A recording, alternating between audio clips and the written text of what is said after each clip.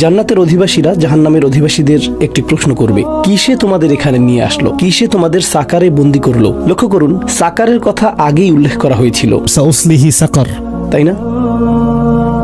আল্লাহ এখন আলোচনার পরিসর আরো বিস্তৃত করবেন। একটি বিষয় আমি আপনাদের কাছে উল্লেখ করেছি, প্রথমেই সেই 1% অভিজাতদের সমালোচনা করা হয়েছিল, আর আল্লাহ বিশেষভাবে উল্লেখ করেছিলেন যারনি ওয়া মান খালাকতু ওয়াহিদা ওয়া জাআলতু লাহু মালাম মামদুদা। কিন্তু শেষের দিকে আল্লাহ বৃহত্তর জনগোষ্ঠীর কথা বলতে যাচ্ছেন। তাই আলোচনাটি শুরু করার আগে আমি চাই আপনারা এই ভূমিকাটা বুঝুন, যার সাহায্যে আমরা এই অনুচ্ছেদটি অনুধাবন করব। যারা ক্ষমতায় আসীন, যাদের বিপুল পরিমাণ সম্পদ রয়েছে, যারা কোনোভাবে পৃথিবী নিয়ন্ত্রণ করার চেষ্টা করে, আপনারা ভাবতে পারেন রাষ্ট্রপ্রধানদের কথা, অথবা বড় জ্বালানি তেল বা টেক কোম্পানির সিইওদের কথা, অথবা অস্ত্র নির্মাতা কোম্পানিগুলোর কথা। আপনারা কি মনে করেন তারা শুধু আনন্দ ফুর্তি করে সময় কাটায়? না, আমি নিশ্চিত যে তারা বসে বসে ভিডিও গেম খেলে না। তারা এমনটা করে না, তারা ব্যস্ত। তারা ঘুম থেকে উঠেই কৌশল তৈরিতে ব্যস্ত, চিন্তায় মগ্ন থাকে, একরকম কলকাঠি নাড়ে, একটার পর একটা মিটিং করতে থাকে, আর বাকি সবাই তাদের নির্দেশ মেনে চলে। এমনকি ঘুমানোর সময়ও তাদের মস্তিষ্ক ব্যস্ত থাকে, তাই না? কারণ আধিপত্য বিস্তার, পৃথিবী দখল করা এবং সাম্রাজ্য গড়ে তোলা, এই সব কিছুর জন্যই একটা ঘোরের মধ্যে থাকা প্রয়োজন। এই লোকগুলো আসলেই আচ্ছন্ন হয়ে থাকে। আল্লাহ তাদের সেই আচ্ছন্নতা সম্পর্কে আমাদেরকে এক ধরনের ইঙ্গিত দিয়েছেন। আল্লাহ বলেছেন, ইন্নাহু ফাক্কারা ওয়া কাদ্দারা ফাকুতিলা কাইফা কাদ্দারা সুম্মা কুতিলা কাইফা কাদ্দার। এরা হলো কৌশলী ধরনের মানুষ। তবে তাদের ব্যাপারে একটা বিষয়, আমরা ওয়ালিদ ইবনে মুগিরা সম্পর্কে জানি। প্রথমে সে খুব দরিদ্র ছিল, আর তারপর খুব ধনী হয়েছিল। আপনি এরকম হতে পারবেন না যদি আপনার মাঝে সেই ক্ষিপ্রতা না থাকে এবং পরিশ্রমের সেই মানসিকতা না থাকে। তারা ক্রমাগত চেষ্টা করেই যায়। কিন্তু এই লোকগুলো যখন তারা একটা নির্দিষ্ট অবস্থানে পৌঁছে যায়, তারা জানে যে যদি সবাই পরিশ্রম শুরু করে দেয়, সেটা তাদের জন্য ভালো হবে না। তাই তারা নিশ্চিত করতে চায় যে তারা এমন একটা সংস্কৃতি তৈরি করবে যেখানে মানুষ শুধু আরামায়েশে ডুবে থাকবে। কারণ তারা চায় না বাকি জনগোষ্ঠী উপরে উঠে আসুক, তারা চায় এরা একটা নির্দিষ্ট জায়গাতেই থাকুক। তাই তারা এমন একটা সংস্কৃতি তৈরি করে যা মানুষকে অকেজ জিনিস দিয়ে ব্যস্ত রাখে। খেলাধুলা, বিনোদন, পরচর্চা, গল্পগুজব, কবিতা, এইসব জিনিস। তারা হয়তো এর মধ্যে কোনো একটা কিছু করবে, তবে নিজেদের 97% সময়ই তারা ব্যয় করে নিজস্ব মিশনের পেছনে। কিন্তু তারা চায় সাধারণ মানুষ মূলত এইসব জিনিসের মধ্যে ডুবে থাকুক। এই অনুচ্ছেদটি পড়ার সময় আমরা দেখতে পাবো যে এখন আল্লাহ শুধু শীর্ষ 1%-এর কথা বলছেন না, আল্লাহ এখন জনসাধারণ অর্থাৎ বৃহত্তর জনগোষ্ঠীর কথাও বলছেন। তাদের অনেকেই জাহান্নামে যাবে এবং তাদের জাহান্নামে যাওয়ার কারণ। তাই আমরা শুধু জাহান্নামে অবস্থানকারী নিকৃষ্টতম কিছু মানুষের কথা বলছি না, বরং সাধারণ মানুষও জাহান্নামে যেতে পারে তা নিয়েও বলছি। আল্লাহ আমাদের সবাইকে জাহান্নাম থেকে রক্ষা করুন। তারা প্রথমে বলে, ক্বালু লাম নাকু মিনাল মুসাল্লিন। তারা বলে আমরা সেই নামাজি মানুষদের অন্তর্ভুক্ত ছিলাম না, আমরা নামাজি মানুষদের অন্তর্ভুক্ত ছিলাম না। এটি একটি গভীর তাৎপর্যপূর্ণ কথা। আমরা নামাজি মানুষদের অন্তর্ভুক্ত ছিলাম না। অন্য কথায়, নামাজ সরাসরি ধর্মের সাথে সম্পর্কযুক্ত। আমরা ধার্মিক ছিলাম না, আমরা ধর্ম নিয়ে পরোয়া করতাম না, ধর্ম নিয়ে ভাবার কথা আমাদের মনেও আসতো না। ওটা আমাদের বিষয় ছিল না, এটা আমাদের কাছে তেমন গুরুত্বপূর্ণ ছিল না। জীবন তো সুন্দর, তাহলে ধর্মের আবার কি দরকার?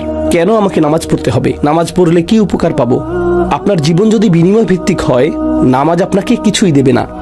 বিষয়টা এরকম না যে নামাজ পড়লে আপনার পিঠের ব্যথা থাকবে না, আপনার রক্ত সঞ্চালন ভালো হবে, কারণ রুকু থেকে সিজদায় গেলে রক্ত প্রবাহ বাড়বে, মস্তিষ্কে রক্ত প্রবাহ বাড়বে, আপনার স্মৃতিশক্তি ভালো হবে, ইত্যাদি ইত্যাদি। আপনার অবস্থা, ওয়াও, এই কারণেই তো আমার নামাজ পড়া উচিত। নামাজের মাধ্যমে আপনি হয়তো এই উপকারগুলো পেতে পারেন, সেটা ভালো, কিন্তু সেক্ষেত্রে আপনি বলছেন নামাজ পড়ব কারণ এটা যোগব্যায়ামের একটা ভালো বিকল্প, তাই না? এক্ষেত্রে আপনি সঠিক কারণে নামাজ পড়ছেন না।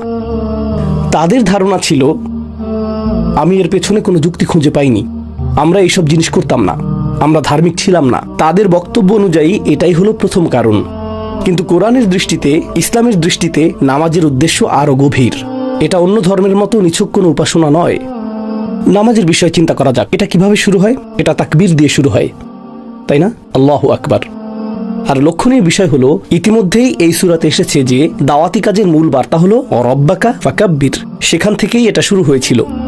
এখন নামাজে আমরা বলি আল্লাহু আকবার, আমরা দিনে এটা বহুবার বলি, নির্দিষ্ট সময়ে। আপনি যে কাজই করেন না কেন, এটা আপনার কাজে বিঘ্ন ঘটায়। আপনি আল্লাহর মুখাপেক্ষী হন, কিবলা দিকে মুখ করেন এবং নিজেকে পুনরায় বিন্যস্ত করেন, আর আপনি গোটা দুনিয়াকে ভুলে যান। আপনি যে তর্ক বিতর্ক করছিলেন, যে প্রজেক্টে কাজ করছিলেন, যে মিটিংগুলোতে ব্যস্ত ছিলেন, পরিবারকে দেয়া সময়, যা কিছুই আপনি করছিলেন, এই সব কিছু থেমে যায়। আপনি কেবল আল্লাহর সামনে দাঁড়ালেন আর পৃথিবীটা যেন মিলিয়ে গেল। হোক সেটা 5 মিনিট, 2 মিনিট, 10 মিনিট, কিন্তু পৃথিবীটা আর অস্তিত্বে নেই, শুধু আপনি আর আল্লাহ। আর আপনি সরাসরি আল্লাহর মুখোমুখি। ওই মুহূর্তগুলোর জন্য আল্লাহ সত্যিই আকবার হয়ে ওঠেন, কারণ যখন আপনি নামাজে দাঁড়িয়ে থাকেন তখন আল্লাহর চেয়ে বড় কিছুই নেই। প্রকৃতপক্ষে আল্লাহ এতটাই আকবার যে আপনার মুখ এমন কিছু বলছে না যা আল্লাহ চান না যে আপনি বলুন। আপনি শুধু সেটাই বলবেন যা আল্লাহ চান আপনি বলুন। আপনার শরীর ঠিক সেভাবেই নড়বে যেভাবে আল্লাহ চান আপনি নড়ুন। আল্লাহ যেখানে চান আপনার চোখগুলো শুধু সেখানেই যাবে। আপনি আল্লাহু আকবারকে বাস্তব রূপ দিচ্ছেন যখন আপনি নামাজ পড়ছেন। আপনি শুধু এটা বলছেনই না, আপনি এটা বাস্তবে করে দেখাচ্ছেন। আর এর ফলে কি হওয়ার কথা? এটা আপনাকে পুনরায় বিন্যস্ত করার কথা, আপনার মাঝে একটি নতুন উপলব্ধি সৃষ্টি করার কথা। আমরা প্রতিদিন অনেক কাজ করি। আমাদের পারিবারিক ব্যস্ততা আছে, কর্মক্ষেত্রের ব্যস্ততা আছে, পড়াশোনার ব্যস্ততা আছে, স্বাস্থ্য সুরক্ষার ব্যস্ততা আছে। সারাদিন আমাদের সব ধরনের কাজ থাকে। আমি আপনাদেরকে একটি উদাহরণ দিচ্ছি। আমি বাইয়েনাহ ইনস্টিটিউটের পরিচালক। আমি দীর্ঘদিন ধরে এটা পরিচালনা করছি। আমাদের একদল কর্মচারী আছে। কিছু কর্মচারী অ্যাকাউন্টিংয়ে কাজ করে, কেউ প্রযুক্তি বিভাগে কাজ করে, কেউ মার্কেটিংয়ে, কেউ ভিডিও প্রোডাকশনে, কেউ গবেষণায় কাজ করে। প্রতিষ্ঠানের বিভিন্ন অবস্থানে লোকজন কাজ করে। তারা প্রতিদিন কাজ করে, আর তারা কাজ করতেই থাকে আর করতেই থাকে। জানেন সময়ের সাথে সাথে কি ঘটে? আপনি কাজের মধ্যে এতটাই হারিয়ে যান, আপনি নিজেকে প্রশ্ন করতে শুরু করেন, কেন এটা আমি করছি? একজন অ্যাকাউন্টেন্ট সারাদিন এক্সেল আর অ্যাক্সেস ফাইলের দিকে তাকিয়ে থেকে মনে করে, কাজের এত চাপ, আমি এই কাজ করতে চাই না। কিন্তু তারপর আমাদের গোটা কোম্পানির একটা পুনর্মিলনী হয়। সকল কর্মচারী একত্রিত হয়, আর তখন আমরা আলোচনা করি আমাদের ভিশন কি, সামনের বছর আমরা কি করতে চাই, ইনশাআল্লাহ আমরা কি প্রভাব সৃষ্টি করতে চাই, কিভাবে এটি একটি বৃহত্তর লক্ষ্য ও উদ্দেশ্যের অংশ। এমনকি যে ব্যক্তি এক্সেল ফাইল নিয়ে কাজ করে এবং যে ব্যক্তি ঘন্টার পর ঘন্টা ভিডিও এডিটিং করে অথবা অন্য যা কিছুই করে, সে অনেক সময় ভাবে, উফ, এটা খুবই বোরিং। হঠাৎ করেই তারা নতুন উদ্যম ফিরে পায়। কেন তারা নতুন উদ্যম ফিরে পায়? কারণ তারা দেখতে পায় যে তাদের ছোট প্রচেষ্টা বা তাদের কাজের ওই অংশটুকু অনেক বড় একীভূত একটি কাজের অংশ, আর সেই গোটা কাজটির উদ্দেশ্য মহান কিছু করা, আর তারা সেটারই একটা অংশ। তাই যখন আপনি এভাবে সংযোগ অনুভব করেন আর এভাবে উজ্জীবিত অনুভব করেন, আপনার নিয়তের নবায়ন হয়, আপনার অনুপ্রেরণার নবায়ন হয়, আপনার শক্তির নবায়ন হয়, তাই না?